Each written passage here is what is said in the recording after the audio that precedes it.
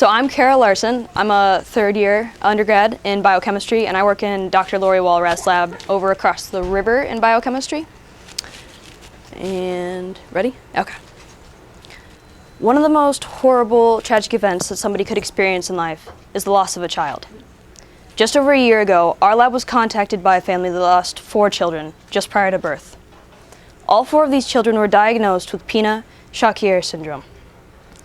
In 1974, 2 researchers, Pina and Shakir, first described an autosomal recessive lethal condition that causes fetal death due to lack of movement in utero. This syndrome is characterized by underdeveloped lungs, stiffened joints, facial abnormalities, and it's all due to lack of muscle development in utero. Yet neither Pina nor Shakir nor any other researchers since have been able to find a genetic basis for this disease. So in order to try and find the answers that this family so desperately wanted, we first began by performing genomic sequencing analyses at the University of Iowa Hospital and Clinics. The test results came back, and we found a novel DNA change in the nucleoporin 88 of the affected child.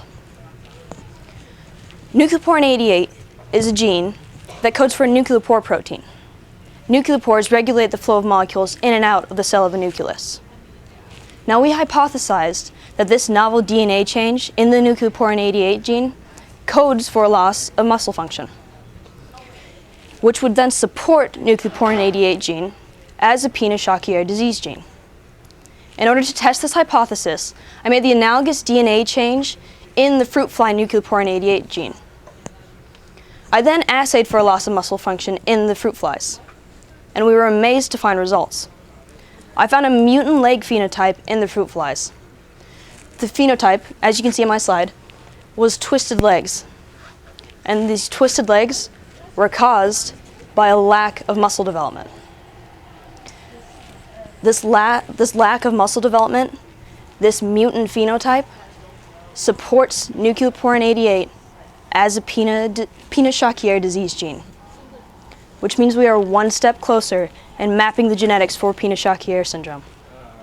It means we are one step closer in finding genetic testing that we can perform in utero to make sure that no more families have to endure the horrible loss associated with this disease. It means we're one step closer in finding answers for this family.